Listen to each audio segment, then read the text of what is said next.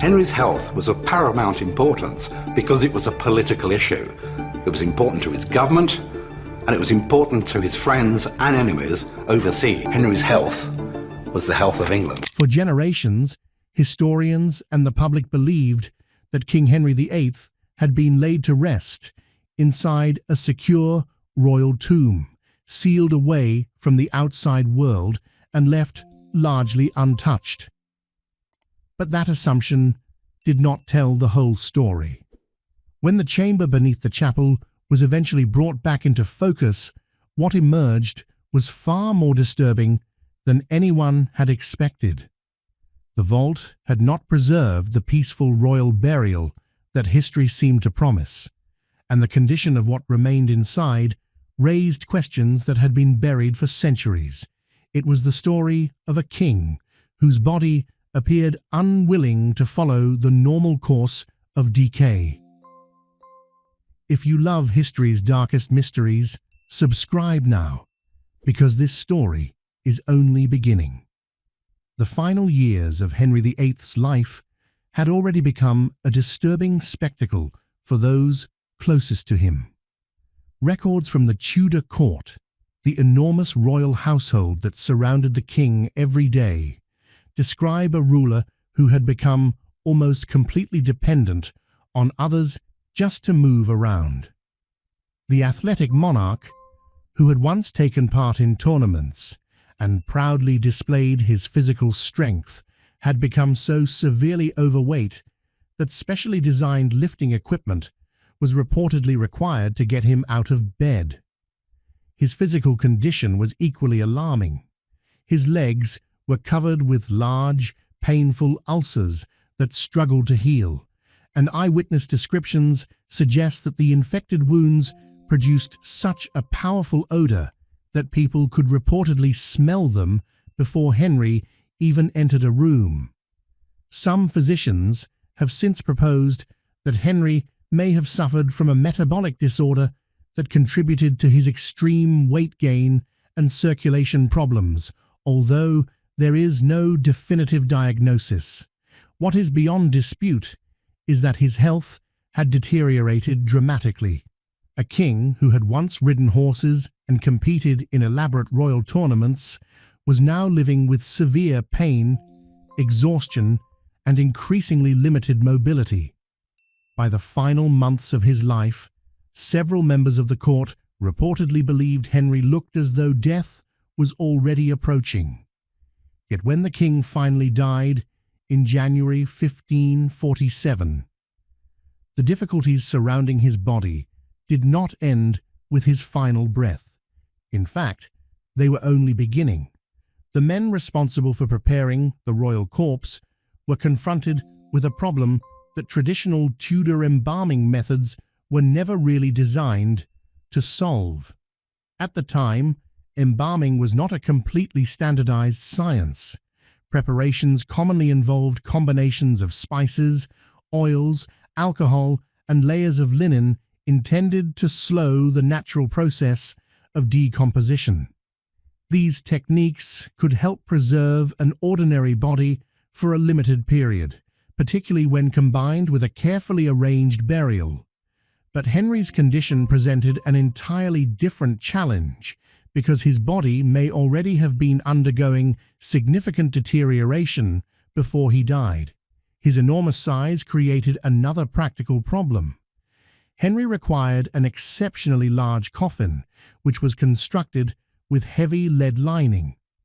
Lead coffins were intended to contain bodily fluids and unpleasant odors, but sealing a decomposing body inside a virtually airtight container came with its own dangers.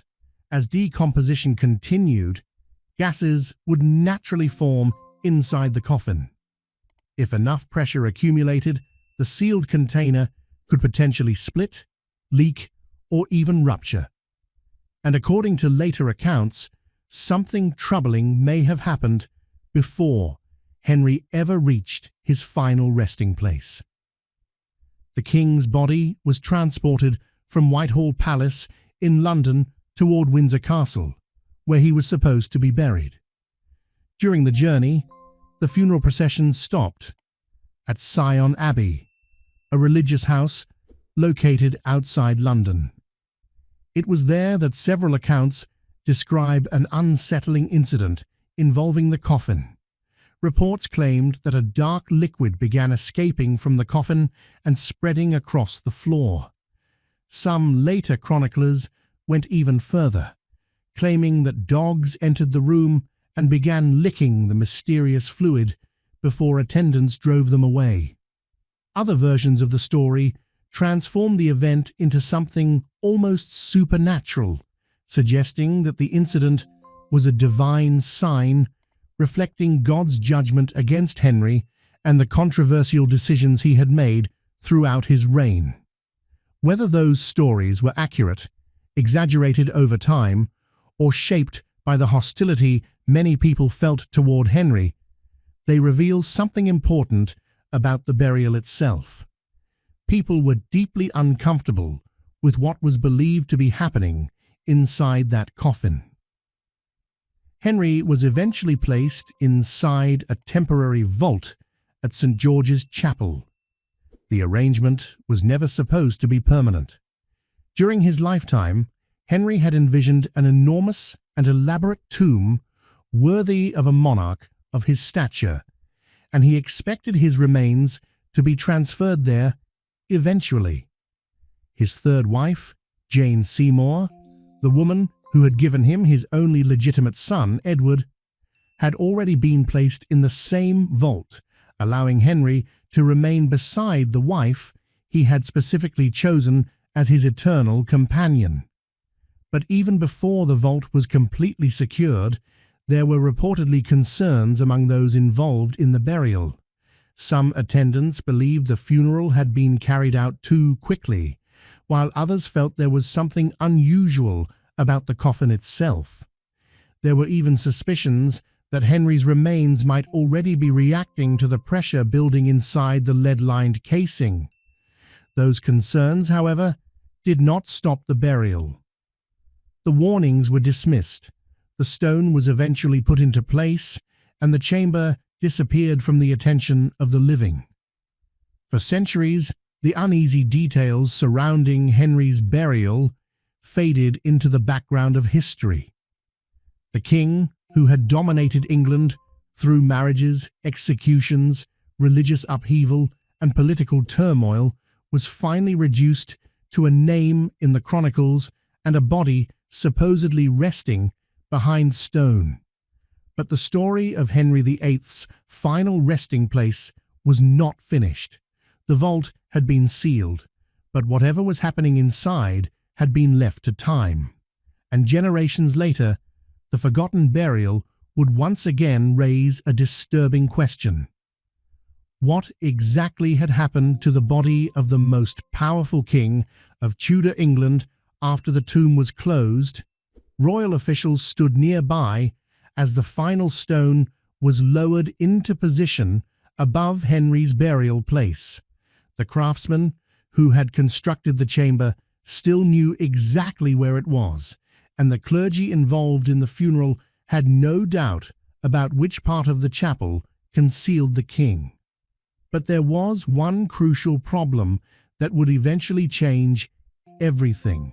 Henry's burial was never supposed to be permanent, because everyone expected his remains to be transferred later into the enormous monument he had commissioned. There was little reason to create a permanent marker for the temporary vault. No grand inscription was carved into the floor. No elaborate memorial identified the chamber, and apparently, no detailed map was preserved that could reliably guide future generations back to the exact location. The vault was simply closed, with the assumption that someone would eventually open it again. But no one did. Henry's enormous tomb was never completed, and the king remained where he had first been placed. As the years passed, the simple burial chamber became increasingly disconnected from the people who had known about it. The information that once seemed obvious slowly became uncertain. St. George's Chapel itself continued to evolve around the forgotten grave. Monarchs came and went. Royal ceremonies filled the building. Choir stalls were replaced or rearranged. Stones were removed, repaired, and laid down again. Sections of the chapel underwent restoration, sometimes during periods of enormous political and religious upheaval. Records disappeared, were relocated, or simply ceased to be maintained. Eventually, even the clergy who worked inside the chapel could no longer provide a precise answer. When visitors asked where Henry VIII had been buried, they could apparently give only a general description, somewhere beneath the choir. But which stone? No one could say with confidence. And that meant something extraordinary was happening, almost unnoticed. Every day, people continued walking across the chapel floor. Worshippers came to pray. Choir boys rehearsed beneath the vaulted ceiling. Royal officials crossed the same ancient stones. Later, visitors and tourists wandered through the chapel, completely unaware that somewhere beneath their feet lay the remains of the monarch who had broken England's ties with Rome, transformed the nation's religious structure, and altered the course of English history. There was no grand marker to announce it, no golden inscription, no monumental statue. Henry's burial had become almost indistinguishable from the ordinary floor surrounding it. The tomb had effectively become invisible while remaining directly beneath everyone's feet, and superstition only made the mystery more difficult to solve. Some believed that disturbing a royal grave could invite disaster or misfortune. Others reportedly whispered that something about the ground beneath the choir felt wrong, and that the area should simply be left alone. These beliefs, combined with the uncertainty surrounding the location, discouraged anyone from disturbing the floor in search of Henry's remains. There was also another assumption that made searching seem unnecessary. Many people simply believed that Henry's grand tomb must have been completed somewhere else. After all, how could a king as powerful as Henry VIII have ended up in an anonymous chamber with no visible monument? The possibility seemed almost impossible, so the question was left alone. As generations passed, the exact location of Henry VIII's grave slowly disappeared from memory. What had once been obvious to royal officials and craftsmen became nothing more than a vague reference to a vault beneath the chapel. Then politics brought the forgotten chamber back.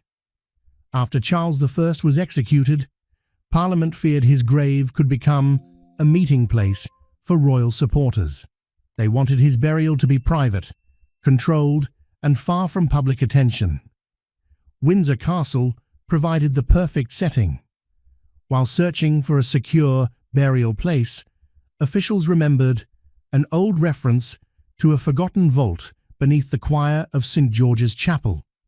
Workers lifted the stones and discovered the chamber. Inside were the remains of Henry VIII and Jane Seymour, still lying where they had been placed generations earlier. The forgotten burial had suddenly been found again. But there was no time for investigation. Charles I needed to be buried quickly, and his coffin was brought into the chamber. The forgotten vault was about to become the final resting place of a second English king. The officials who oversaw Henry's funeral watched as the final stone was placed over the burial chamber. The craftsmen who had built it knew exactly where the vault was located, and the clergy involved in the burial would have had no difficulty identifying it. But there was one detail that would eventually become enormously important. Everyone believed Henry would only remain there temporarily.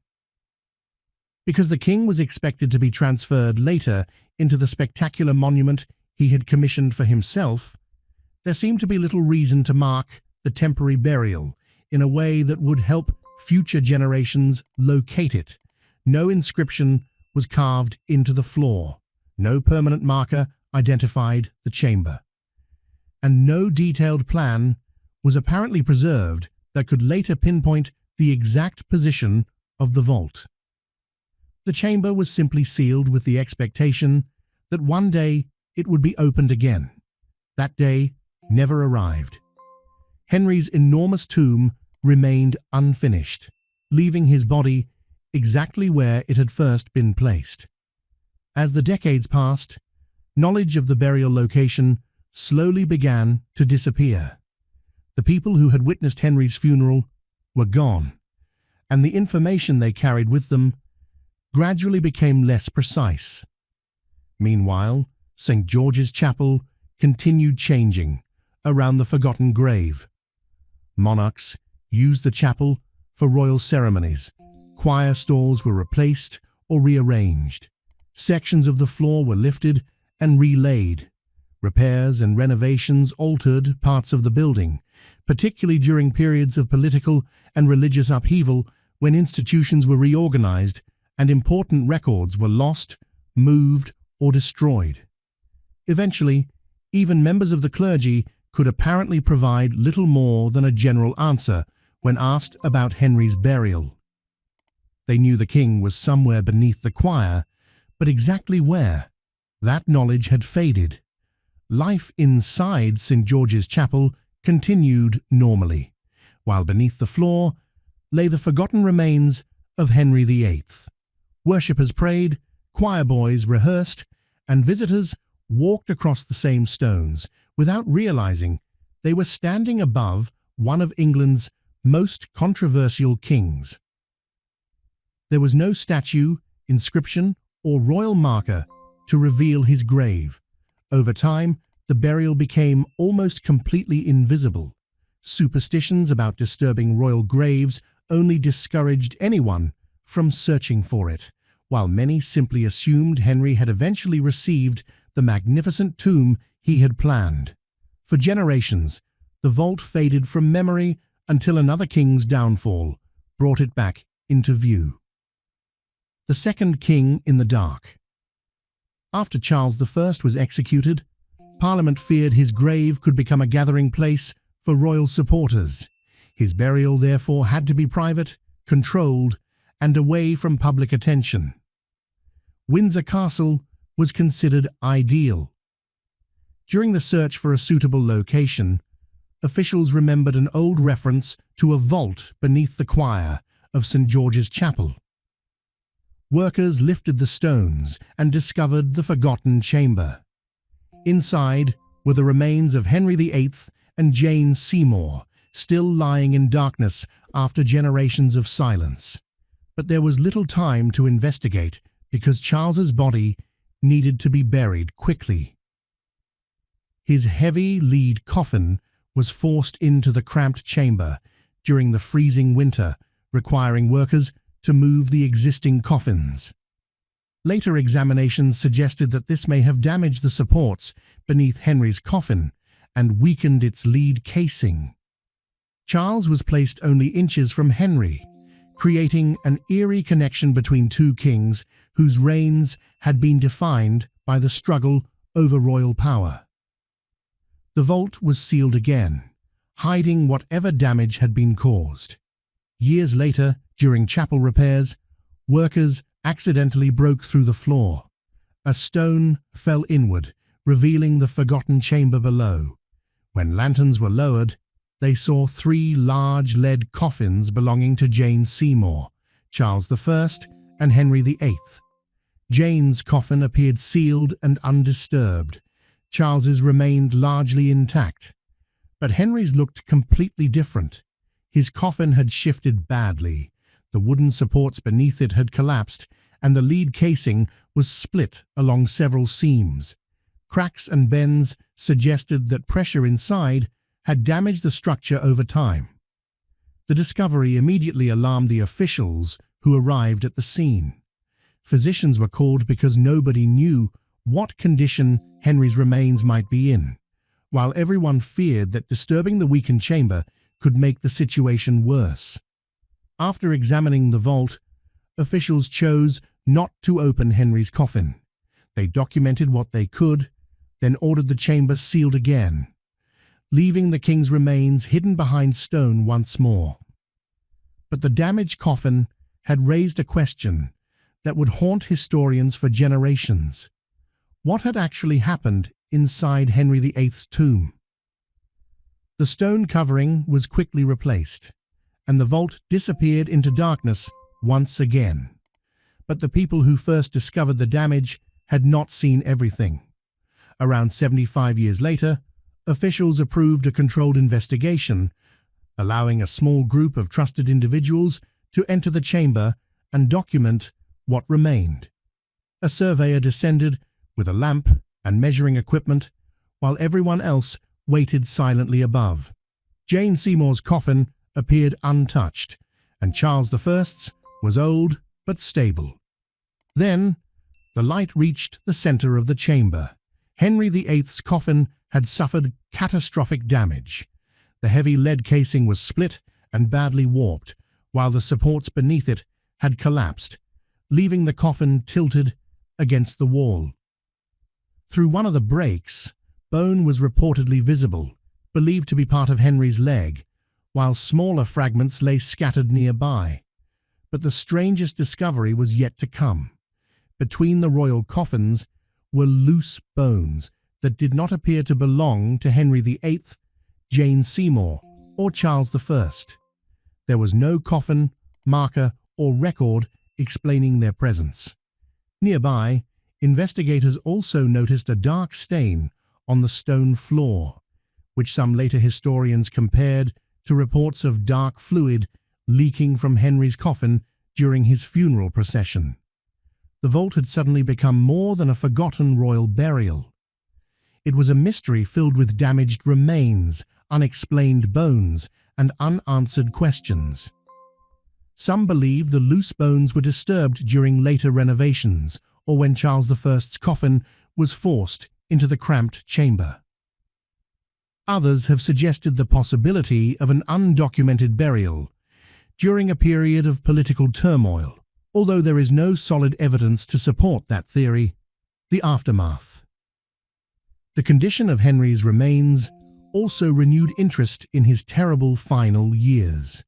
The exposed, unusually thick bone appeared consistent with historical descriptions of his severe swelling, infections, and difficulty walking. Fragments of burial cloth, still attached to the bone, offered another clue, suggesting that parts of his clothing had survived for centuries, possibly because the collapsed coffin protected them from further decay. The unidentified bones remain the greatest mystery. They could belong to someone whose original burial was disturbed, remains that were moved during renovations, or, according to a darker theory, someone secretly placed inside the hidden vault.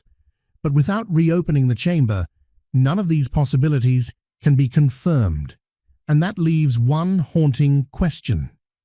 Should Henry VIII's vault ever be opened again, or should the secrets of his shattered coffin remain sealed forever?